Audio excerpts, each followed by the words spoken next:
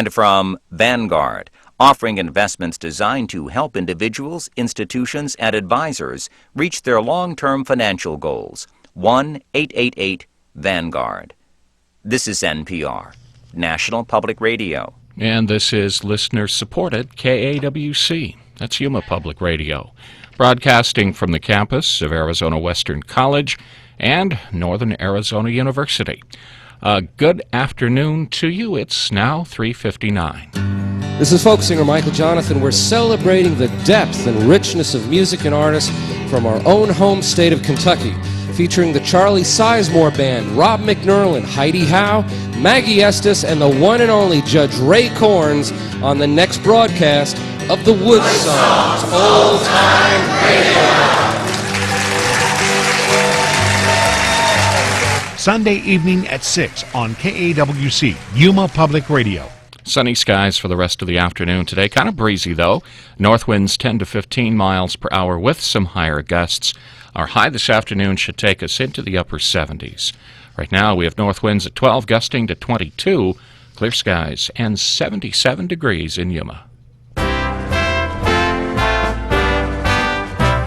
victory in this seat, which puts 57 seats in a working majority that can work with Barack Obama to put this nation back on track. Oregon's Jeff Merkley scores another Senate pickup for the Democrats. For Thursday, November 6th, this is All Things Considered from NPR News. Oregon Republican Gordon Smith has lost his re-election bid. That still leaves inconclusive results in Minnesota, Alaska, and Georgia. The Obama team picks a key player. Congressman Rahm Emanuel accepts the post of White House Chief of Staff. Rahm can have an edge to his personality, and he can be the one to follow up in a sharper fashion with those who need additional motivation if they fail to respond to what the president asked them to do. Also, what to make of the warning from Russia's president. And celebs playing other celebs at a cabaret on Manhattan's Upper West Side. The show's called Celebrity Autobiography. Now the news. From NPR News in Washington, I'm Jack Speer. President Bush is promising a smooth transition for the administration of President-elect Barack Obama. Mr. Bush said it will include briefings on issues ranging from national security to the economy and a planned trip to the White House Monday, where the two men will hold their first substantive talks. Speaking at a White House press conference today, Mr. Bush said it's important the president-elect be able to, in his words, hit the ground running over the next 75 days. In the coming weeks, we will ask administration officials to brief the Obama team on ongoing policy issues, ranging from the financial markets to the war in Iraq. In a statement, Mr. Obama thanked President Bush for reaching out in the spirit of bipartisanship. It will also confirm by the president-elect that he has chosen Illinois Representative Rahm Emanuel as his chief of staff. Emanuel was a political and policy aide in the Clinton White House. In one of the last states to be decided in the presidential race, NPR is projecting Barack Obama has narrowly won North Carolina. NPR's Adam Hochberg has more. President-elect Obama's margin of victory in North Carolina is less than 0.5%, but it adds another bit of history to his campaign. He becomes the first Democrat to carry North Carolina since Jimmy Carter, and the first to carry both North Carolina and neighboring Virginia since Lyndon Johnson. Much of Senator Obama's strength came in North Carolina's fast-growing cities and suburbs, especially around Raleigh. But he ran stronger in rural areas than Democrats typically do, and dominated the African-American vote. Mr. Obama also had a 9-point advantage among people who voted early, compared to Senator McCain's 7-point advantage on Election Day. Adam Hochberg, NPR News, Chapel Hill, North Carolina. The Bank of England delivered a surprising 1.5% point cut in interest rates today, and the European Central Bank cut its rate by 0.5 percentage point. NPR's Rob Gifford reports from London. Most analysts had predicted only a half-point reduction, but it seems the Bank of England judged the economic outlook had worsened sufficiently in recent months for even more drastic action. The 1.5% cut, the largest rate cut since 1981, brings UK interest rates down to 3%, their lowest in more than 50 years, though still substantially higher than US rates. The British cut made the reduction of rates by the European Central Bank, or ECB, look timid in comparison. though analysts say Britain is likely to be hit harder by the current economic downturn. A half percentage point cut by the ECB reflects the Eurozone's deteriorating economic outlook, as the recently established euro currency faces its first ever recession. Rob Gifford, NPR News, London. U.S. retailers had their worst October on record as consumers hit by the global credit crisis stayed away from stores in droves. The International Council of Shopping Centers says sales of stores open for at least 1 year plunged 0.9% last month compared to a year ago. On Wall Street, the Dow was down 443 points. The Nasdaq lost 72 points today. This is NPR. Support for NPR comes from the Myers Family Foundation, working to educate the next generation of listeners and supporting public radio's mission to challenge and inform. Good afternoon. It's 4:04. I'm Kim Johnson. Normally, I'd be giving you some national, actually state and local news at this time. But if you're a faithful KAWC listener, you know that this is Pledge Drive week. And so sitting with me here, actually across a window that I can see what they're up to, Alice Ferris and Jim Anderson. Good afternoon, both today. Good, thank you. Good afternoon to everybody. Are you ready to hit the ground running here on All Things Considered? Hey, look, I'm waving across a window to you. Yes. Well, for people who've never been here, the last time we had a pledge drive, the configuration was a little bit different. Yeah. So I'd have to look off to my right to see what these two were doing. This works much better. It's That's nice. true. That's true. And hopefully it means more pledge activity. Well, hopefully it does, because this morning it was extremely busy. We were very busy during Morning Edition. We hope that you will pledge your support right now if you didn't have an opportunity to pledge during Morning Edition.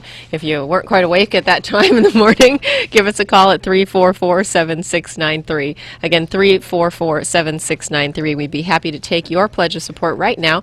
And we do have an hourly goal of $500. You can help us reach that goal right now with your pledge of support and pick a level that's comfortable for you.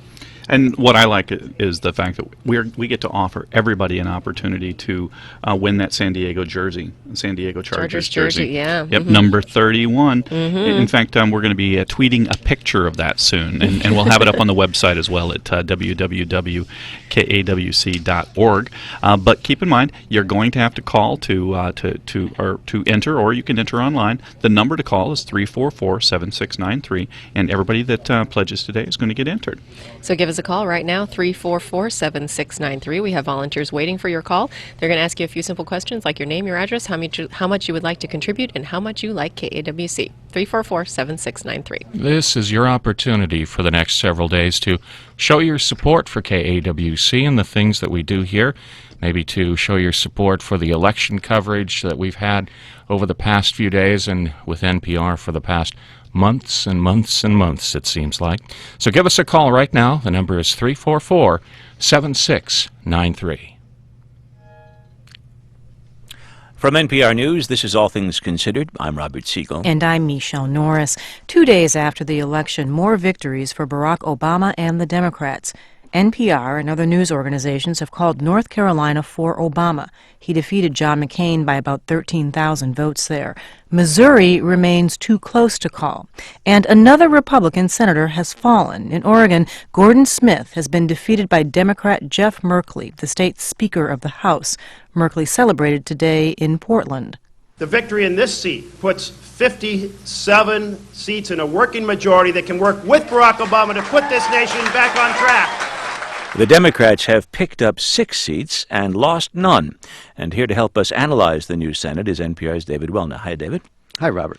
In the Senate's 3 races involving Republican incumbents remain undecided. We're looking at runoffs and recounts. Catch us up on where the Senate races stand. The still undecided races, Robert, are in Minnesota, Alaska, and Georgia. And in all 3 cases, of Republican incumbents. In Minnesota, Senator Norm Coleman finished ahead of Democratic challenger Al Franken by fewer than 500 votes from a total of nearly 3 million votes cast. And that difference is far smaller than the half percentage point that triggers an automatic recount in Minnesota. And Franken is showing no signs of conceding to Coleman, so that recount should start a couple of weeks from now and likely not conclude before December. In Alaska, Senator Ted Stevens leads his Democratic challenger Anchorage Mayor Mark Begich by about 3,300 votes.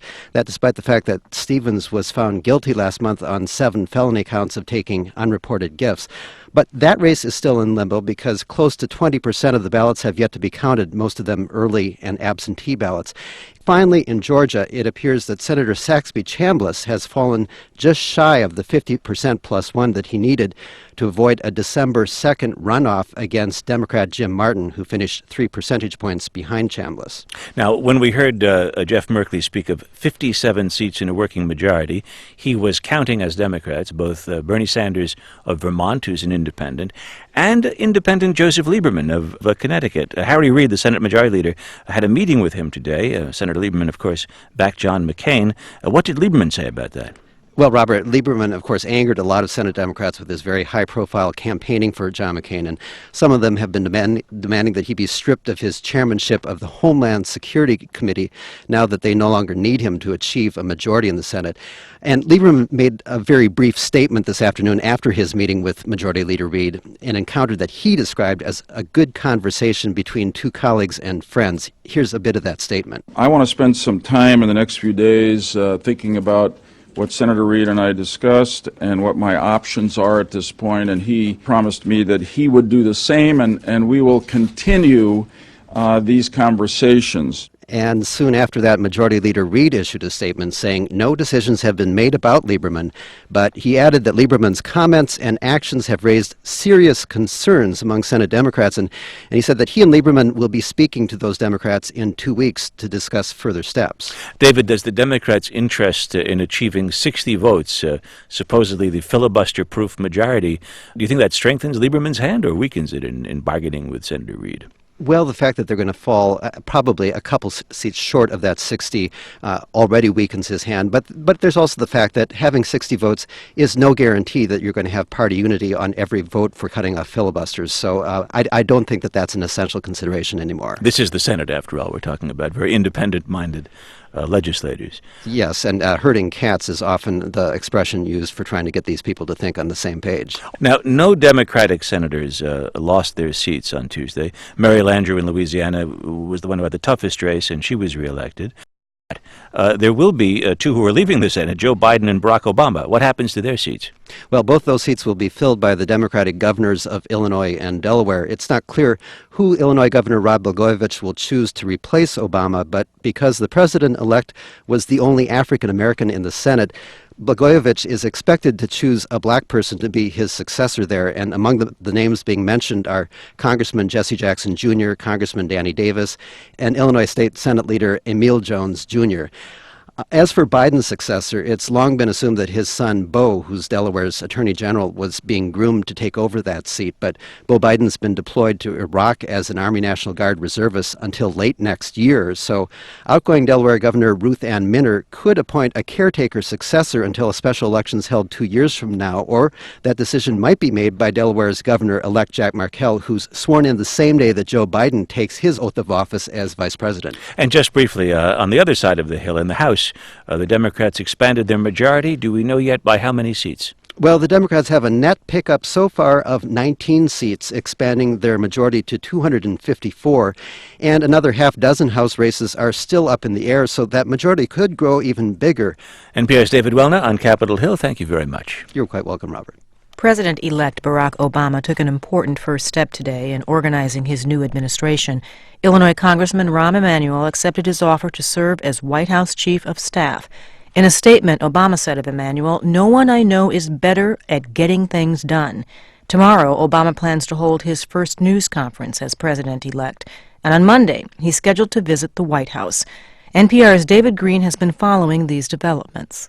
Rahm Emanuel, the Illinois congressman who's set to become Obama's White House chief of staff, is known in Washington for his sharp elbows. He was asked about this on All Things Considered last year. I mean, look, I like winning. I think winning is important, especially when your job is to win. And I'm aggressive about fighting for what I believe in, and not just to win for the sake of winning. Before serving in Congress, Emanuel was a policy advisor in President Bill Clinton's White House and then an investment banker. His reputation for toughness and partisanship makes him seem like an odd match for Obama and his style of politics. But Avis Lavelle, a Chicago political consultant who's worked with Emanuel, said he may help Obama be the good cop. Rahm can have an edge to his personality, and he can be the one to follow up in a sharper fashion with those who need additional motivation if they fail to respond to what the president asked them to do. William Galston is an authority on presidential transitions at the Brookings Institution. Galston said it was important to get someone in the chief of staff position quickly. A transition is not going to go very well unless the chief of staff, who will be responsible for helping the president-elect put together the administration, is designated early, and everybody knows that he will be the bearer of the president-elect's authority in making a number of decisions that the president-elect will simply have no time to make himself. Obama will likely talk about Emanuel tomorrow when he plans to hold an afternoon news conference following a meeting with his economic team. Today, the president-elect remained away from the cameras here in Chicago. Aides say he spent part of the day in a classified intelligence briefing, something that will become an almost daily routine through the transition and his presidency. President Bush often spoke about that morning intelligence briefing as the most sobering part of his day. I get briefed every morning about threats we face, and they're real. Now, and therefore the question is, what do you do about them? That was Mr. Bush in Washington earlier this year. This morning, the current president gathered scores of White House employees on the South Lawn to talk about a transition of power. Some of you have been at the White House for just a few months. Others arrived the same day that we did nearly 8 years ago. You're the ones who can tell that my hair has gotten a little grayer. This, Mr. Bush said, will be the first wartime transition in 4 decades. With the worldwide economic crisis as well, Mr. Bush said Obama won't have time to settle in. But Mr. Bush said he'll help in any way he can. This peaceful transfer of power is one of the hallmarks of a true democracy. And ensuring that this transition is as smooth as possible is a priority for the rest of my presidency. On Monday, Mr. Bush and First Lady Laura Bush will welcome Barack Obama and his wife Michelle to the White House. In a statement, Obama thanked Mr. Bush for his, quote, spirit of bipartisanship. David Green, NPR News, Chicago. The stock market took another beating today. The Dow Industrials lost about 440 points, just under 5% of its value. Add that to yesterday's similar loss, and you get the Dow's worst two-day performance since 1987. Recent gains have been wiped out, and the market is back near its low for the year. NPR's Jim Zarroli is watching the markets, as always, and he joins me now. Jim, what was it today? Why are the prices falling right now? Well, they're falling because we've been hearing a lot more news about how sour the economy is right now. I mean, the bad news just doesn't stop. We heard today about retail sales. Walmart had a good quarter last quarter, but a lot of other companies did not, whether you're talking about internet retailers like Amazon or traditional department store chains like Neiman Marcus. I mean, we've just seen a lot of big declines. And this is just as the holiday season is approaching, so it's really possible time for this to happen. Now, you just ticked through a number of companies in the retail sector. What about companies outside the retail sector? Are they seeing similar declines? Yeah, a lot of them are. We had a pretty weak earnings report from News Corporation, which owns Fox News. Yesterday, we had an earnings report from Cisco Systems, which makes computer networking equipment. Now, as recently as August, Cisco was saying that its revenues were going to keep growing. Yesterday, it came out and said, no, basically, our earnings were flat last quarter. Cisco is one of those companies that's considered a bellwether in the tech sector, so that drove a lot of technology companies down today. Also, the big private equity company Blackstone, which went public 18 months ago with this big, splashy public offering, you might remember, it lost more than $500 million last quarter, so lots of bad news all around. And Jim, what about the big news event this week? Is there any evidence that Tuesday's election may have had an effect on the market in any way? Well, I saw some people argue that. They say, you know, investors are worried that the President-elect Obama will raise the capital gains tax, which affects people's investment. But the truth is, it's been pretty apparent for weeks that the Democrats were going to do well. The markets had already factored that in. So I think this is basically about nervousness about where the economy is going. We're going to see some numbers at the end of the week. Tomorrow, the Labor Department releases its October unemployment report. What are we expected to see in that report? Well, we expect a pretty weak report again. It's probably going to show that the labor market declined a lot more last month. Economists on average, economists who have been surveyed have said that the economy probably lost about 200,000 more jobs during the month. The labor market has basically been shrinking all year, and most economists say it's not going to turn around anytime soon, perhaps not until the middle of next year, even later maybe. So we're really starting to see the impact of all these, you know, combined forces like the drop in house prices and the credit crunch, and it's not a pretty picture. Thank you, Jim. You're welcome. That was NPR's Jim Zarroli speaking to us from New York.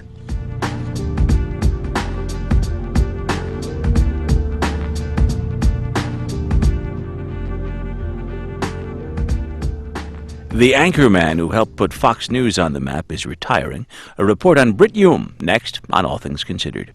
Thanks for listening to and for supporting public radio in Yuma. That, of course, is KAWC, and this is the week where we ask for your support.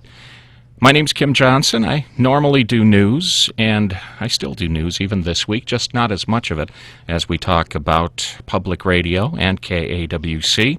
But news is what I know about, and here's what it takes to cover the elections.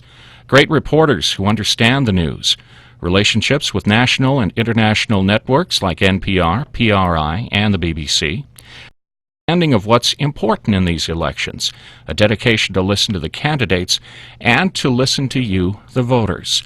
It takes all that, and it takes one more thing, money. We pay the bills with the help of contributions from listeners like you. So please, we're looking for your contribution today, this afternoon during All Things Considered. And I have a couple of people who are going to talk with me here for the next few minutes. Jim Anderson, you've been hearing from him, but another person who, if you're around the AWC campus, I know you know, and that's Mel Parker. He's from the Career Development Department here at AWC, and also, in my mind, just as importantly, a Minnesota Vikings fan. That's right, Kim. Harder to be that, though, these days. But this week, we've got the Green Bay Packers coming up, so I think we should challenge all Viking fans to give a contribution in honor of the upcoming victory of the Vikings over the Packers. Works for me, and they're playing in the Dome, so the Vikings should come out with a victory. Here's Go, Adrian. So Kim, Mel, all they got to do is call 344-7693. It's just that easy. All right, and they can vote for the team of their choice. Or if what I've just said upsets you because you're a Green Bay Packer fan, okay, you can call as well at 344-7693, and maybe we can get a healthy competition going between the fans of the two teams. Well, Mel came in today. He was going to help us out by volunteering on the phones, and he made some comment. You were sharing with us that Frank used to pull you out of the phone ranks and put you on the air. Yeah, Frank Preciado used to be the general manager. Yep, he would do that, and then he would ask me a question, and he would answer his own question before I was able to answer it. But. Okay. Well, we want to make sure that we make you feel totally at home. So, what is it that you do for a living? If I'm not mistaken, I understand that you work over at the Career Development. That's right, as a Frank. coordinator there. Yeah. Thanks a lot, Frank. Give us a call at 344-7693. Perhaps you could pose a question to Mel, and we'll answer it for him as well. But for people who've been in Yuma for a couple of years or so, they might well remember Mel. At that time, KYEL. He was the news anchor for several years there, Channel 13. Excellent. Back in the 80s, the good old 80s. Yes, indeed. Yeah. Well, call us now. We've got a lot of great ways that we can thank you. One of the things that's great that's going on right now, I know that this has nothing to do with the Packers or the Vikings, well, I guess maybe a little, but we do have a San Diego Chargers jersey autographed by number 31 himself, Antonio Cromartie, I think is how you pronounce that. If I'm wrong, call me up, make a pledge, and tell me. That's right. 344-7693. Everyone who has entered or who has called us today or signed up online at www.kawc.com KAWC.org has an opportunity to be entered into a drawing to win that jersey, in addition to being thanked with some of our thanks. Like at a $50 level, we're going to thank them with a Rice Bowl certificate for lunch over at Papasan. Hey, that's one of my favorite places. That works for me. Absolutely. So, so Mel, tell us a little bit about what you're doing for AWC. How is it that you are developing people's careers while you coordinate them? Yeah, that's I'm let's say a career advisor. So we help students. Well, I like to say I try to put them on a path and try to keep them going on the path.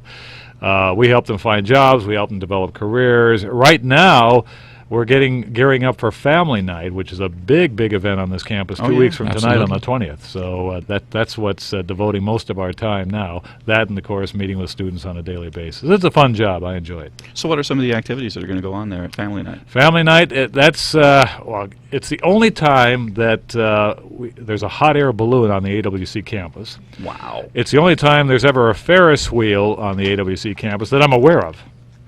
And we're even trying to get a dunk tank this year. But really, it's to make the community aware of what's going on here at AWC and allow them to have a little fun at the same time.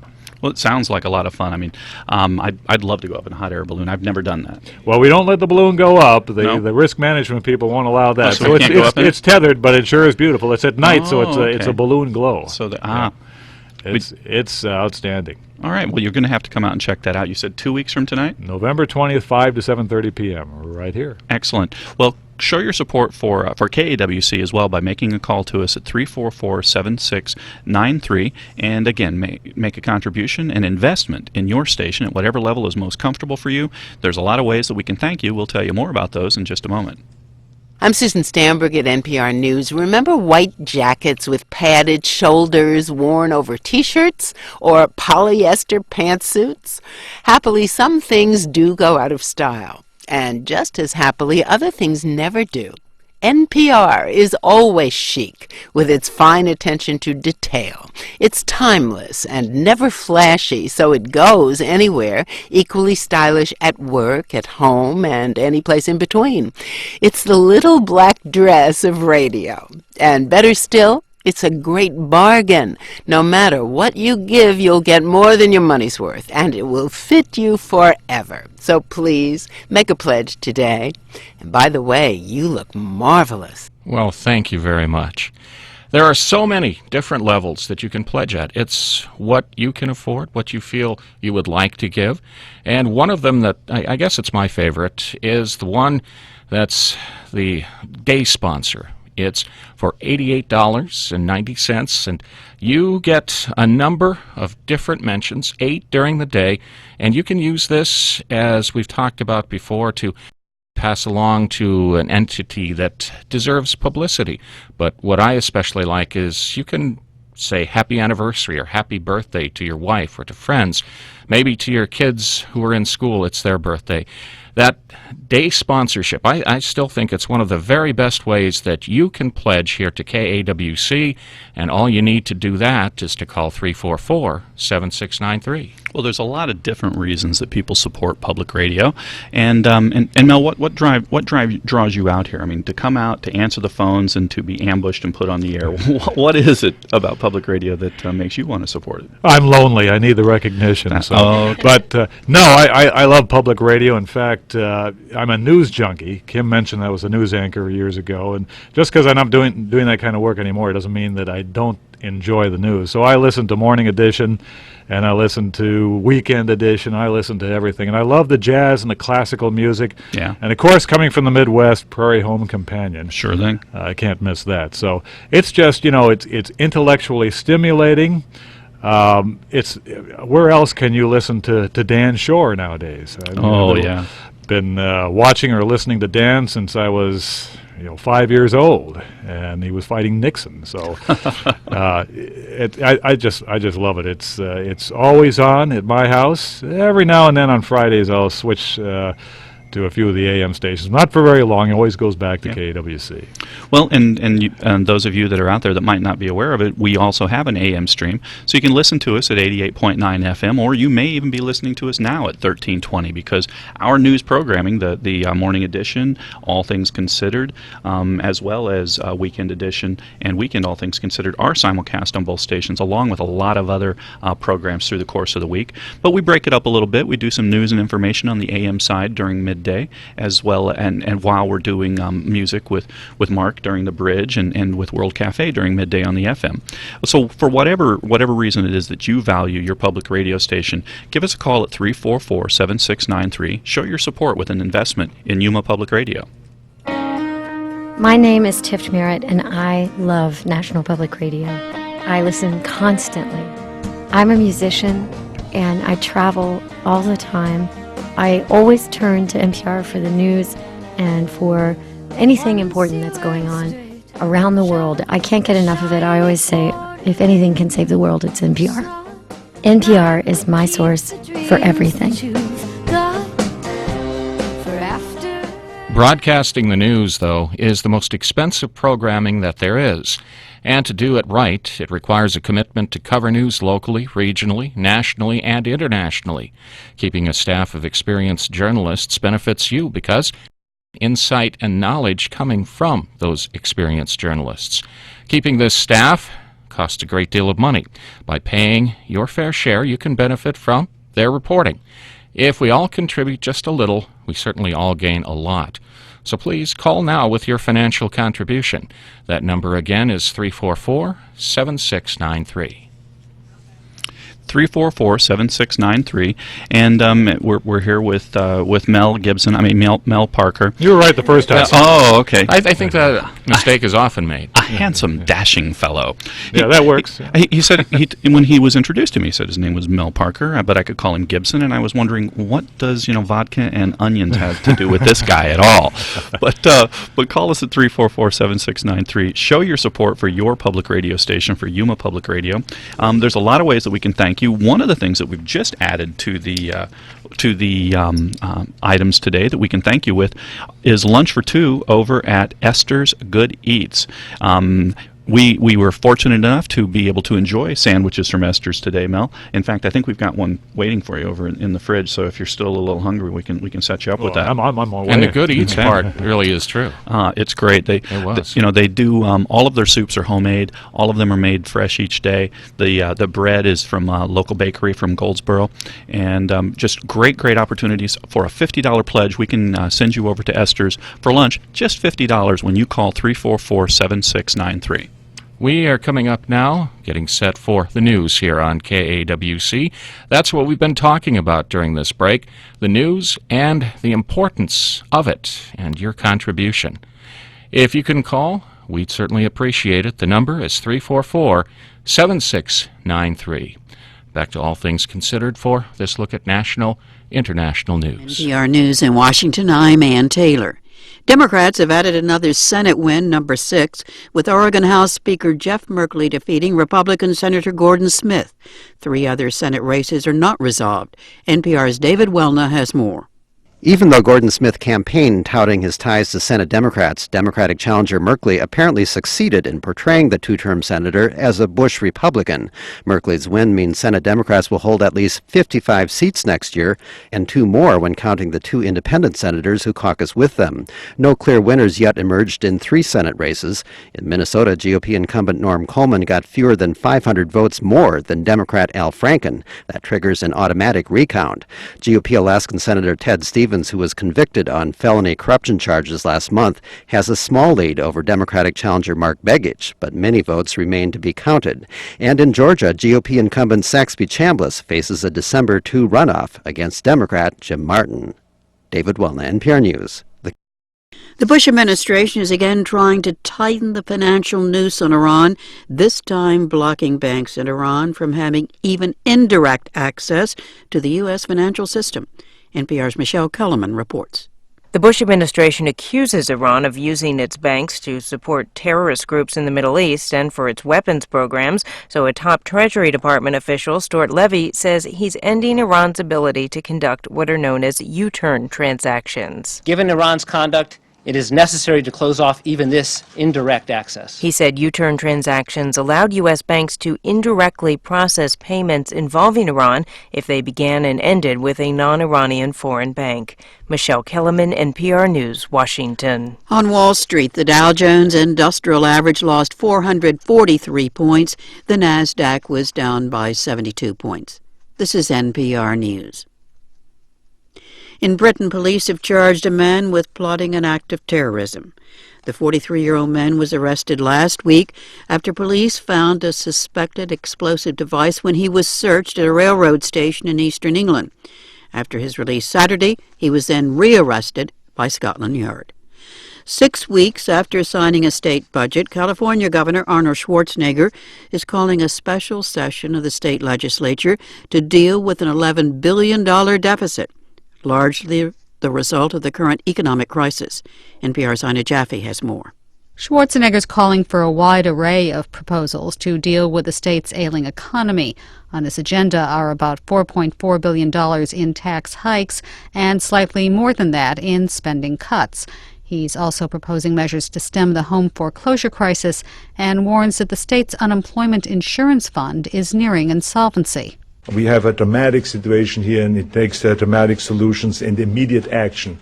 We must stop the bleeding. California's government is especially vulnerable to economic downturns because the state's tax structure relies heavily on personal income from capital gains.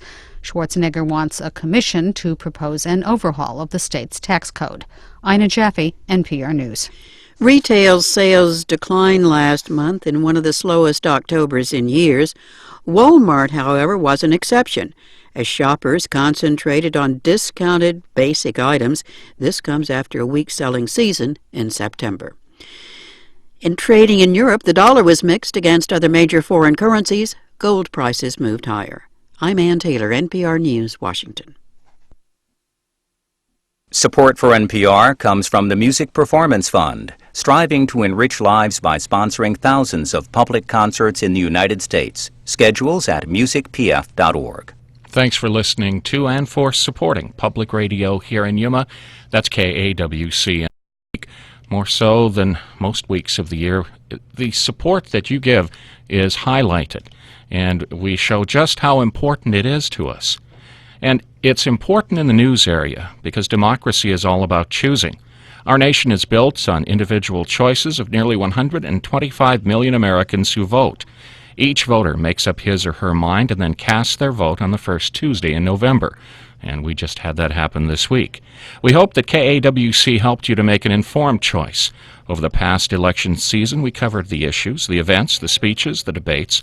We brought you coverage of the races with the understanding that we weren't trying to influence your choice. We were just trying to help you make an informed choice. You chose to listen to KAWC during this campaign season, and right now we hope that you'll choose to support us with a contribution. Call 344-7693 right now. From NPR News, this is All Things Considered. I'm Michelle Norris. And I'm Robert Siegel. In Moscow yesterday, Russian President Dmitry Medvedev staked out a hardline stance against the U.S. It was in an address that bespoke Russia's resurgence as a great power, both in content and in style. Президент России Дмитрий Анатольевич Медведев. Medvedev was announced, huge floor-to-ceiling gold-colored doors opened, and the president strode into the ornate white-marbled St. George's Hall of the Kremlin. A gathering of 1,000 Russian parliamentarians and other dignitaries heard him promise to base short-range missiles near Poland if the U.S. proceeds with basing an anti-missile system there. Medvedev's sponsor, Vladimir Putin, who's now prime minister, sat in the front row. Well, Russia expert Marshall Goldman was reduced to following it all from Cambridge, Massachusetts, but he's very insightful from long distance just the same. Marshall, first, the Medvedev speech as an event, what was noteworthy about it? Well, it was pomp and circumstance of the sort that we haven't seen. It's, during the Yeltsin years, the country was falling apart. It was split up into 15 different countries. The economy collapsed, and what Medvedev is saying, look, we're back, kind of picking up from where Putin just left off. We're back, we're an imperial power, and get out of the way. Putin was there, so was the Orthodox Patriarch. Everybody was there, including the president of Chechnya. I mean, they brought them all there for this thing. They had to fly in specially. It was an amazing performance. And Medvedev is rather small in stature. And to see him kind of parade down there, knowing that the television cameras were focused on him, gives you this feeling of a small man walking down a hall, knowing that everybody's paying attention. I almost have the feeling like he's playing house, playing grown-up. Well, the message, we have no inherent conflict with the American people, but what did you read into that? Well, but look, we're going to tell you, you better not put those missiles in Poland. And I think for me, the bigger question is, why did he do it now? Why didn't he wait? Why didn't he communicate privately with President-elect Obama? Medvedev and the Russians have, in effect, made Joe Biden look prophetic and say that there would be a crisis testing the mettle of Barack Obama. If this is it, Obama might feel obliged to be especially tough in responding to it. You say. I think so. I think that he's got to really demonstrate his strength and his willingness to stand up in a way. For me, it's like when I was a kid, we would have these confrontations with some of my friends, and we would say who's chicken and who's not chicken and who's going to stand up and defend themselves. And I think this puts Obama in an uncomfortable position, one that he would rather not start with. He's got other issues that are of more concern to him, including his domestic economy. Is there an asymmetry here? Is the idea of an anti-missile system in Poland much, much more important to the Russians than it is to us? Do they actually really regard this as a threat to their most basic national interests? They certainly do. After all, we're a continent away, an ocean away, and they see this as in their backyard. I mean, the missiles that Medvedev promises to install are on Russian territory. It's a kind of an enclave. It's Kaliningrad, which used to be part of Germany, part of Prussia. So the Russians are saying, okay, we can really threaten Europe. It's the Europeans who are going to be most concerned about this. But what Medvedev should have done is to talk with Obama privately, because the Democrats have not been entirely happy with the idea that President Bush was installing missiles there. I think many Democrats saw that as a provocative act. But right now, it's no longer just a provocative act. It's one where the Russians are going to try to say, we'll match your bluff, and it's something I'm not happy with. Marshall Goldman of Harvard University and Wellesley College, thank you very much for talking with us once again. Thank you, Robert. Immersed in the drama of a hotly contested election, some Americans may not have noted that large parts of the world were watching and hoping, and in the case of Russia, acting. Senior news analyst Daniel Shore. The warning of Russian President Dmitry Medvedev that an anti-missile system in Europe would be met with Russian missiles aimed at Europe might count as a first challenge to President-elect Obama. For the rest, the almost universal chorus of welcome to the President-elect reflected regard, almost relief, going far beyond the needs of overseas civility. It is no secret that Bush unilateralist policies have been widely unpopular abroad, but to that must be added a warm note about Obama himself. This was evident in the vast crowd that greeted the American candidate in Berlin, and an opinion poll in France in September reported 80% of French people saying they would vote for Obama if they had the chance. The European Union has invited the new president to a summit in April. European officials speak of a New Deal for a new world. Agreements with the United States on greenhouse gases and trade are already on an agenda that will undoubtedly feature coordinated regulatory action to deal with the financial crisis. Obviously, the wars in Iraq and Afghanistan will be waiting on the doorstep when Obama enters the White House, and even before. New authority for stationing American troops in Iraq and a new strategic plan for Afghanistan may have to be dealt with in transitional agreements between the outgoing and the incoming administration. Africa, with violence in Darfur and the Congo, will undoubtedly command the attention of an African-American president. It was noteworthy that Kenyan President Mwai Kibaki, in congratulating the president-elect, made reference to Obama's Kenyan forebears and said that this election was an inspiration to millions the world over. Altogether, seldom has a new president taken office with such a wide-open mandate to repair America's alliances and friendships. This is Daniel Shore. At our website, you can give us your opinion about the election results, and you can find complete results. That's at npr.org.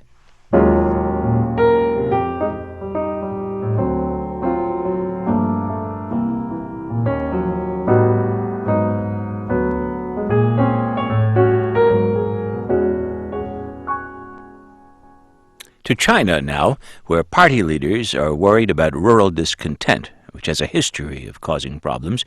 Land issues and peasant rebellions have brought down imperial dynasties, and land reform was at the heart of the Communist Revolution in 1949.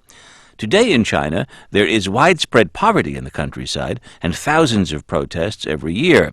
So Chinese leaders have quietly announced new policies that will transform life for the country's 700 million farmers. These changes are not receiving a universal welcome, as NPR's Louisa Lim reports from Beiping village in Hunan province. It's planting season here, and Mr. Zhang is planting Yuma, a green vegetable, on his plot. It's a strip of land shaped like a noodle. It's about 2 paces wide, almost 30 paces long. In this village, the land has been divided up into such tiny plots that, in fact, farming here is extremely inefficient. And that's why the government is trying to change the way that its 700 million farmers go about their business. If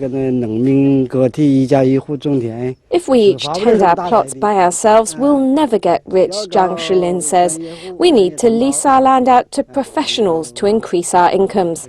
A frail 64-year-old, he's hauling up buckets of water to irrigate the tiny plot. With the young gone to the cities to make money, farming here is done by the elderly.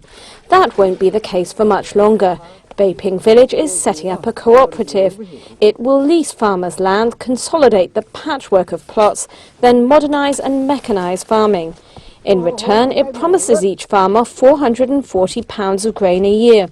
They won't have to do anything for it, unless they want to work for the collective, earning about $8 a day.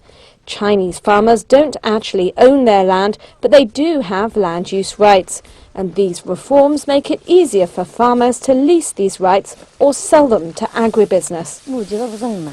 It wasn't difficult to decide to sign the form, says 24-year-old Huang Qing.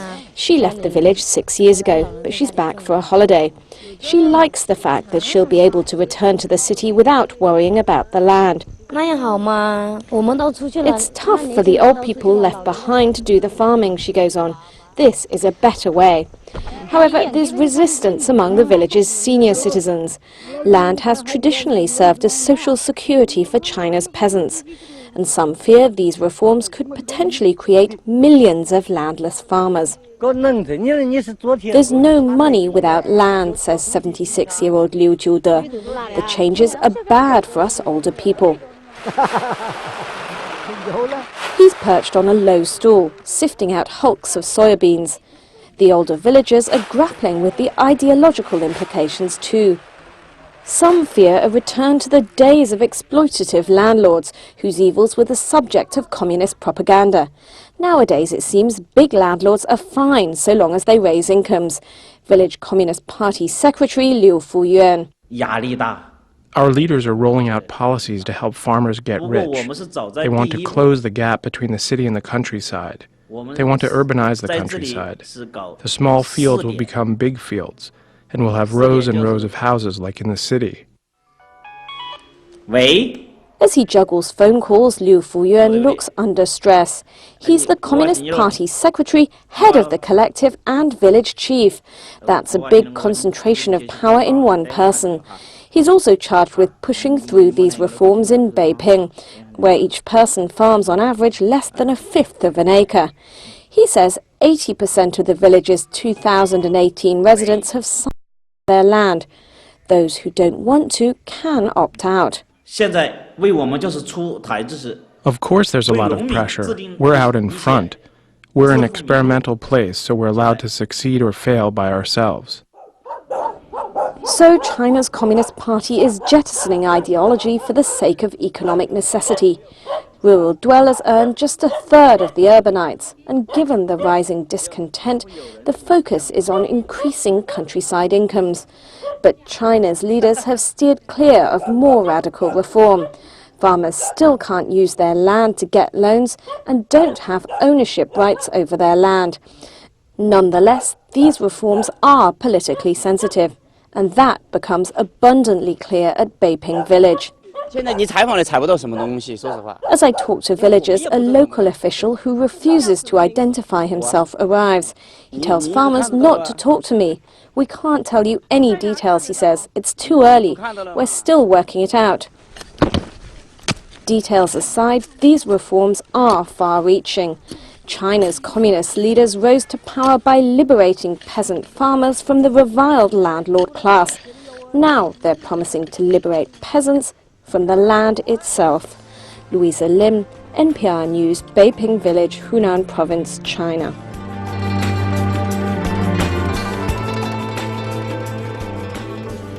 Serving Yuma for more than 35 years, this is KAWC, Yuma Public Radio, a service of Arizona Western College. Support for KAWC is provided by eventsinYuma.com, an online events calendar for Yuma. Organizations can post an event, list details, add a link, or choose a venue. Events sort by type, location, and date. Details on how to get your event or group on the calendar is available at eventsinYuma.com. And support for KAWC here in Yuma also provided by the listeners to KAWC, and that's what this week is all about. We are in the midst of Pledge Week. This is Pledge Central here at KAWC. I have with me once again Alice Ferris, who has managed to displace Mel, I guess. We're going to do the tag team thing here. And Jim Anderson with us here. And we need to hear from you at 344-7693. Yes, 344-7693 is the phone number to call, and we are still, unfortunately, waiting for our first call this hour. We do have a $500 hourly goal, so you can help us reach that right now by giving us a call, 344-7693. When you do call that number, you will talk to Mel at 344-7693. He's going to ask you some simple questions like your name, your address, how much you would like to contribute. We have some suggested membership levels that we've already talked about. But remember, everyone who calls in today will be entered into a drawing for a San Diego Chargers autographed jersey. This is a great opportunity for you to maybe pick up a special gift for the holidays. It is autographed. It's really cool, so that's an opportunity for you to enter in that drawing. Every caller can enter into that drawing, but we hope that you will call in and make a pledge while you're at it at 344-7693. The other thing that will happen when you give us a call at one of those numbers is that you will have an opportunity to be invited to our KAWC Symposium. And with that, on Friday, November 21st, you will be able to attend an event at 6 p.m. at the Hampton Inn and Suites and meet Claudio Sanchez, who is NPR's education correspondent, and we're really looking forward for that event. So call us at 344-7693. As Alice mentioned, anybody who calls in today is going to have an opportunity to be entered into that drawing for the San Diego Chargers number 31, Antonio's jersey. If I'm not mistaken, wasn't he a first-round draft pick? Yeah, a couple years ago. Yeah. So a great opportunity. Pick something up like that for a friend, for a gift for the holidays. But you can also take advantage of some of the other thank you gifts that we have available to you. The one that we talked about just briefly in the last hour that I'd like to mention again is the $50 at a $50 contribution level. You could pick up lunch for two over at Esther's Good Eats. A tremendous menu over there. Subs, deli sandwiches on fresh home-baked local bread from Goldsboro Bakery. The soups that they have, a couple of soups are available each day. Always homemade, always fresh ingredients. We enjoyed lunch from Esther's today. They were kind enough to make a contribution to help feed our volunteers and our staff during Pledge Drive, and it was fabulous. Great food. Fresher than anything that you'll pick up from any of the chains. Really, really good stuff. So give us a call at 344-7693. Make a $50 contribution, and you could go to Esther's for lunch. The chicken tortilla soup was quite good. I really enjoyed that. Yeah, I think I preferred the bean soup, though. The ham and bean soup? Yes, there was tons of ham in it. Man. I think that's like the only way to eat beans is with lots of meat in it. On a chilly autumn day in Yuma, that ham and bean soup was delicious. Those chilly Yuma days. So give us a call. You can enjoy enjoy lunch at Esther's with a $50 contribution and get that great feeling knowing that you are supporting KAWC. You are supporting your public radio station in Yuma and helping to pay for the news coverage that you count on every single day.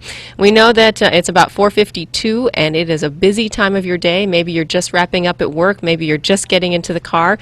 Maybe before you pull out of the parking lot, you're on your cell phone. You can give us a quick call at 344-7693. Or if you like, you can very safely give us a call. Very safely give us a call on your cell phone. Or if you are stationary, we appreciate your call as well at 344-7693. Or we know we have some friends who are listening to us online at KAWC.org, and you can pledge securely there at KAWC.org. Well, we've only heard from a few of our winter residents so far this pledge drive. I'd love to hear from some of you out there. I know that we were tossing out the concept of call up and vote for your favorite team. Maybe that is the Vikings. Maybe that is the Packers. But you could also come and we can get that competition going with our winter residents as to where we forgot to put our map up. We'll do that. We'll do that this evening. But we'll keep track today. Okay. So maybe it's Canada. Maybe it we already heard from Washington State. We heard from Washington State. Washington State was one of our big winners last time. That's around. true. Well, we've got a $500 goal this hour, and we've got less than 10 minutes to go to reach it. So we really need you to pick up the phone and whatever level that you can support. Maybe it is that $50 introductory level, or maybe you have the ability to support us with a $1 a day investment. Join our $1 a day club. Make a contribution of $365 by calling 344-7693. Good morning. This is Renee Montaigne from NPR News. Now, in the morning, you may review some of your goals for the day, and you might find that they are both lofty and practical. When you add making a pledge to your list, you're doing something both noble and pragmatic. Your dollars fund an organization dedicated to keeping the public well informed, a public challenged and invigorated by a deeper understanding and appreciation of events and cultures.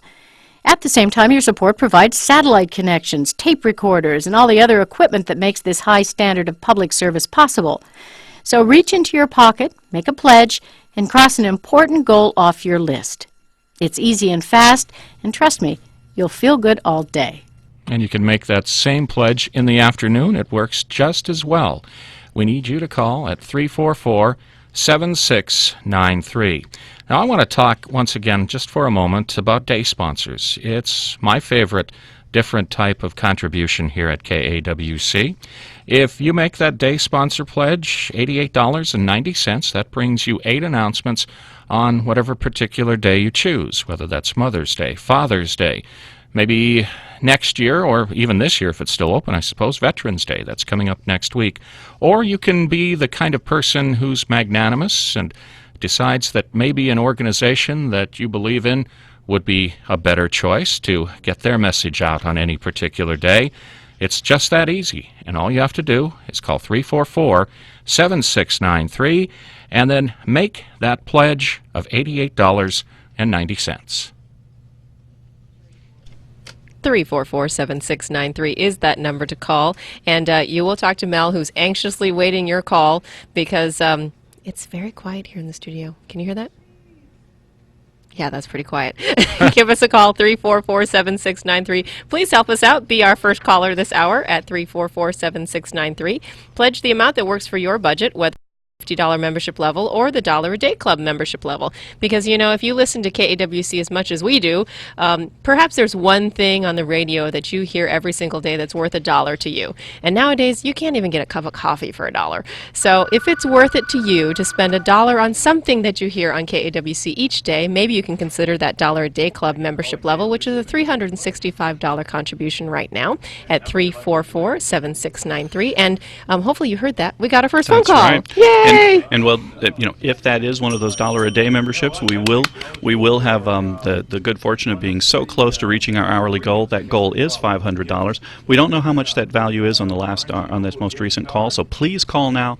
Help us reach this hourly goal. We need that to help us reach the goal for the day and keep us on track for the pledge drive. Call us at 344-7693 and support at whatever level you can. Maybe it's at $1 a day level, or maybe it's $75. If you could support us at the $75 level, we'd love to thank you with one of our new brand new Brand new. These are brand new. You will be the first person on your block to have one of our travel mugs. These are the royal blue soft touch travel mugs with the KAWC and NPR logos on them. They're a screw top with no O-ring, so you don't have to worry about them ever really leaking. Excellent mug and a $75 investment in your public radio station. We'd love to thank you with one of these travel mugs. So call us at 344-7693. I believe that you need to pledge your support to get a replacement travel mug because while it is leak-proof and spill-proof, we don't recommend that you drop it on the floor of your garage. Yeah. Dropping it on concrete Doesn't full work so of well. liquid can lead to leakage. I can attest to that. I believe that would be true. 344-7693 is the phone number to call to pledge your support at the $75 membership level, and you too can have the KAWC Blue travel mug. My name is Stephen Smith, and I'm an interventional radiologist. I drive around between hospitals or to the hospital, and NPR is just a tremendous way to absorb so much political news information, cultural information, humor, information about the arts, sciences, health, even things that are connected to my own field. My name is Stephen Smith, and NPR is my source for catching up with the complex and ever-expanding world in my own time. I think the $1 a day club is something that if you can afford, it's something that shows your support for KAWC by calling 344-7693. It's $1 each day, and that might not seem like a lot if you're just out and about, but when you add that up, last time I checked, that came to $365, and that would help us to get at least very close to our goal this hour of $500. But whatever amount you can afford, we want to hear from you by calling 344-7693. 344-7693 is that phone number to call. And one of the things that we did mention earlier is that when you call and become a member of KAWC, you will also receive preferred seating at the KAWC Symposium featuring NPR's Claudio Sanchez, who's their national education correspondent. Claudio is also an NAU lumberjack. He is an NAU alumnus, and he's also native of Nogales. So we're very pleased to bring him back to the Southwest and bring him here to Yuma to present a panel of education experts discussing the future of education in Yuma. So this is your opportunity to get preferred seating at that event when you give us a call at 344-7693. Education is such a major issue throughout the country. It's something that all communities struggle with, achieving that great levels of education for the students and for the families. It's no different here in Yuma. If in fact you speak to some of the educators, you'll hear that sometimes they profess that we have even greater challenges here. So what an opportunity for you to hear from Claudio, to be a participant in this symposium. Call us at 344-7693 and enjoy that invitation for preferential seating. Well, and one of the things I also want to do is we have a lot of partners who are involved in our projects here at KAWC, and we would like to thank Blue Cross Blue Shield of Arizona, the Hampton Inn and Suites, the Yuma Sun, and River City Grill for participating in that event. And we'd like to thank you right now for pledging your support, but of course you need to call first so that we know who you are. So give us a call, 344-7693. Good morning. This is Carl Castle from NPR News. As you review your goals for the day, you might find that some were lofty and some were more practical. But when you add making a pledge to your list, you're doing something both noble and pragmatic. Your dollars fund an organization dedicated to a well-informed public, one challenged and invigorated by a deeper understanding and appreciation of events and cultures. At the same time, your support provides satellite connections, tape recorders, and all the other equipment that make this high standard of public service possible. So reach into your pocket, make a pledge, and cross an important goal off your list. It's easy, and it's fast, and you'll feel good all day. This is Yuma Public Radio, KAWC. From NPR News in Washington, I'm Jack Speer. Provisional ballots are still being counted in North Carolina, but NPR is projecting that President-elect Barack Obama has narrowly won the state. NPR's Adam Hochberg reports from Chapel Hill.